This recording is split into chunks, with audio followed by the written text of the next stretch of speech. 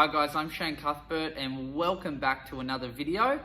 We're going to build from what we've learned obviously in the last video. We were talking about the human mind and how the brain works, okay? And you know, we talked about a lot of things that's probably really hard to take in. There's probably a lot to take in during that video. So in this video, what I want to do is look at, I guess, a bit of an analogy that will hopefully get you to understand better what I was talking about in the last video. So I think the best model of the mind and the best analogy, the person that sort of explained it best, I think, was a psychologist by the name of Sigmund Freud. Now, Sigmund Freud basically said that the human mind was divided into three separate parts of what he called the id, the ego, and the superego.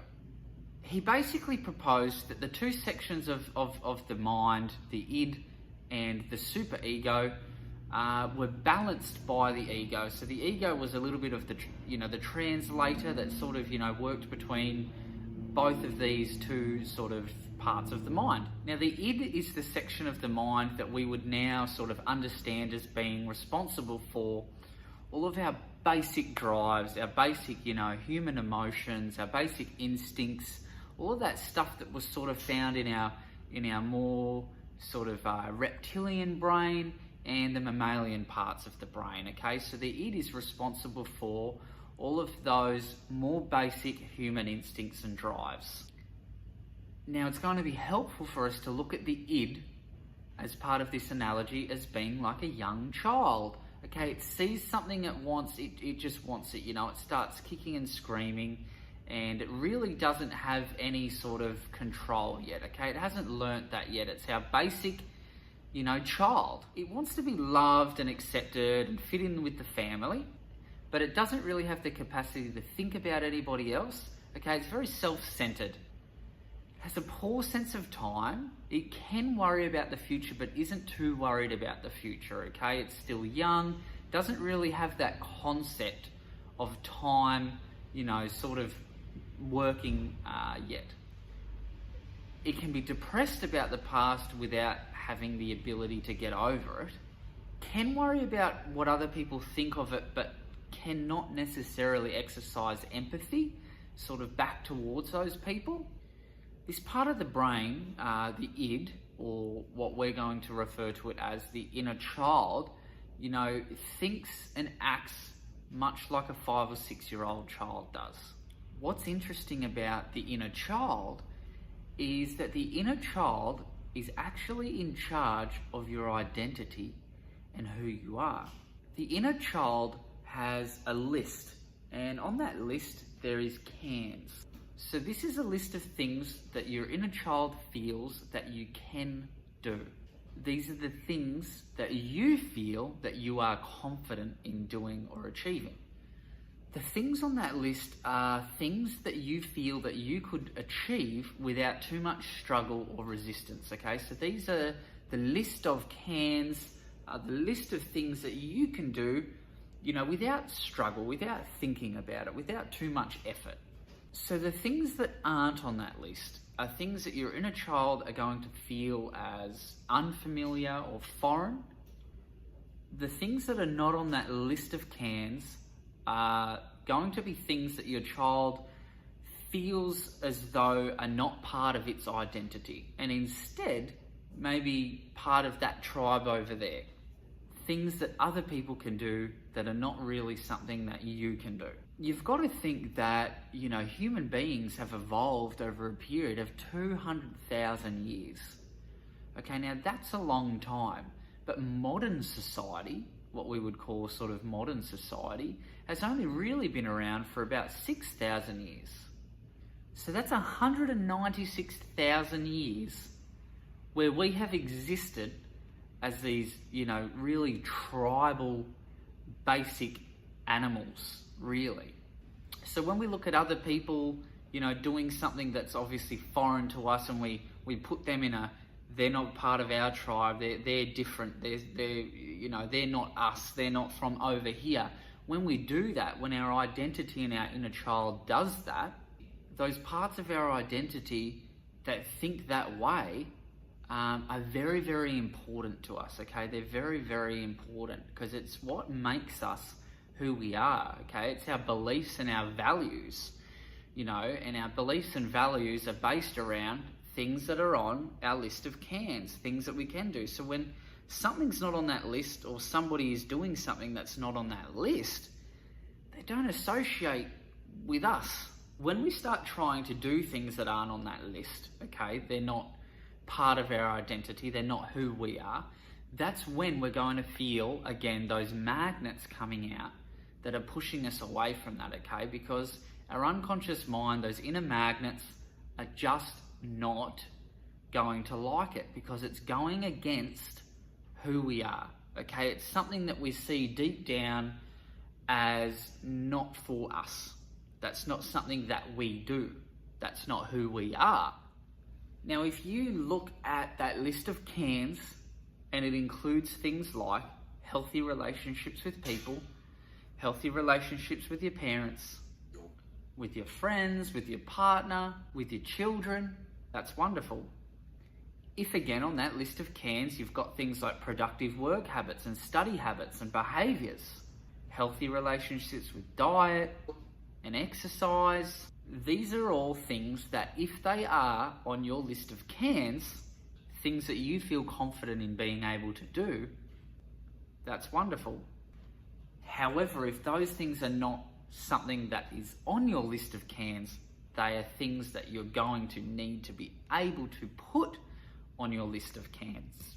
The problem though is in overcoming that initial resistance we have to doing that. Now, if you're looking to make a change, you know, deep within on the unconscious level, what we really have to do is create a change with our own identity. If you have ever seen an interview, you know, with somebody that has grown up, you know, with obviously a lot of weight, you know, been very, very overweight their whole life and really struggled with that, yet at some point throughout their adult life have committed to making a change and dieting and getting healthy and getting fit, you'll see that there's a common thing among them, and that is that, you know, they'll all basically say that after they had made that change, they just didn't know who they were anymore. Okay, they had changed so much, they had changed their appearance and, you know, their behaviours and what they were doing, that they just didn't know who they were anymore. They might even tell you that they don't even deserve to be that person, you know, the person that they've now become. We first met David Smith 3 years ago after he lost more than 400 pounds. But now, like millions of Americans, he is struggling with his weight once again. NBC's Janet Shamlian sat down with him for an exclusive interview. It was a staggering weight loss. When David Smith was on Today in 2009, he had dropped more than 400 pounds. By his own description, the Phoenix man, who at one point tipped the scales at 650 pounds, went from dud to stud. You confident you can keep the weight off now? I sure hope so. But it was easier said than done. David, we last saw you 3 years ago. You'd lost more than 400 pounds. You seem to be doing great. Were you? I wasn't doing too well. I looked really good on the outside, but inside I was a terrible mess.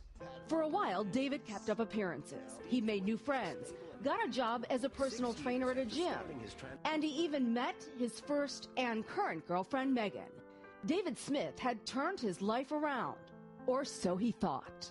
At your thinnest, when you looked in the mirror, what did you see?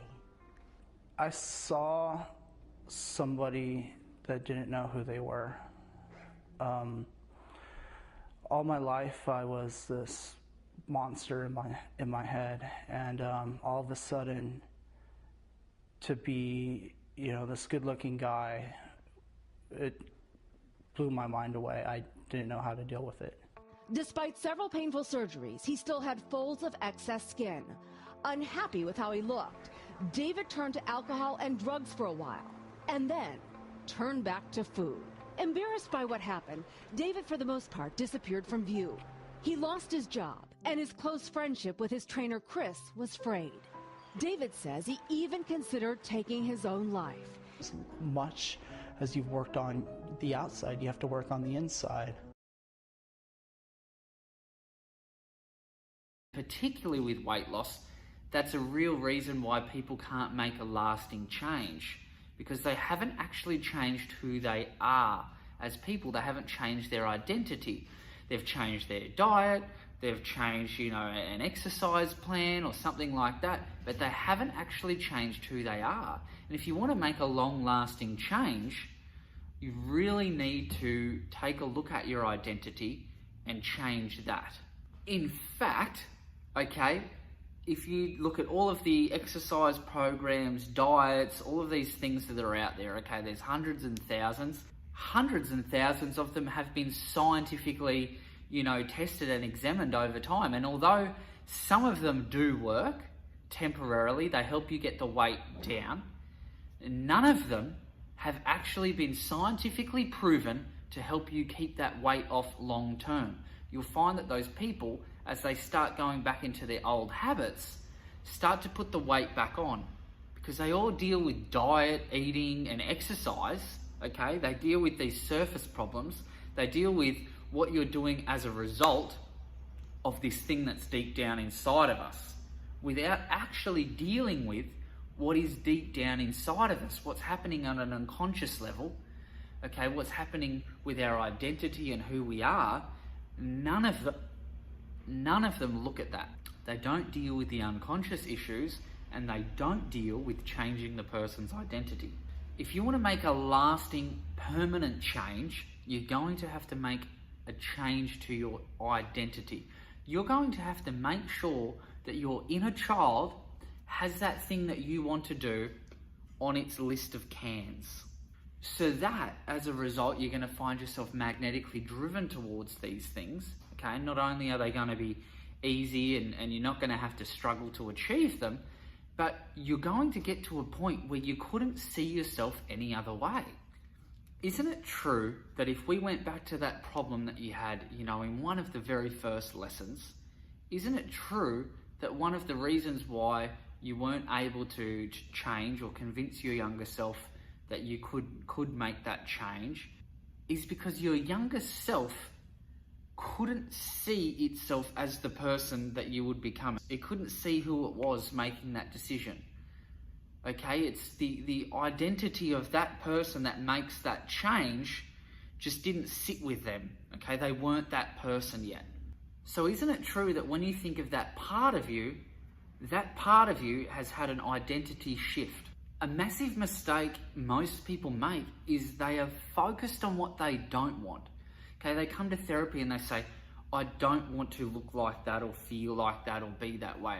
They keep focusing on all these things that they don't want, all of these negative things, and their mind keeps, going back to those things that are detrimental to them. They then spend most of their time thinking about things that they don't want, instead of thinking about the things that they do want and achieving those things and practicing those thoughts, those positive thoughts, those things that are going to actually take them in the right direction of change.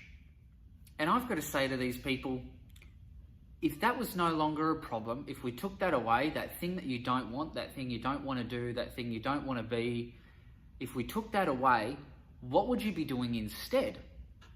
What is the thing that you do want? Then the second step is to not only uncover, obviously, that thing that you do want to do and frame, a system and some goals around achieving that. But what we also have to do is we have to factor into how do we get that to become a part of our identity. So we do make that lasting change. If this is something that you do want, this is someone that you do want to be, how do we get you to accept that, put it on your inner child's list of cans, so that you do actually make that thing part of your identity, so that it actually stays, long term. It's a long lasting change. So for example, if you are saying, look, I don't want to get into another bad relationship. I keep getting into these bad relationships. I don't want bad relationships. I don't want toxic, codependent relationships. This is something that I don't want. The first thing I'm going to want you to recognize is, okay, so what do you want? Now, in that case, you're going to want a happy, healthy relationship, someone that, fulfills you, fulfills your needs, somebody that, obviously loves you, has respect for you, cares about you, can show empathy towards, you when you're feeling down, and someone that understands you, someone you can have fun with. Okay, so that's something that you do want. So that's the first step. Now you know what you do want. We need it to become part of your identity. Secondly, what we do is we would basically turn it all around so that the patient or the client is then saying, okay, I want to become that person that has those healthier relationships. So you're turning the reflection back onto yourself, and you're really speaking with your identity here, okay? You're really making an identity change because you've acknowledged that at the moment, you're not the type of person that gets into positive relationships. You keep having these bad relationships.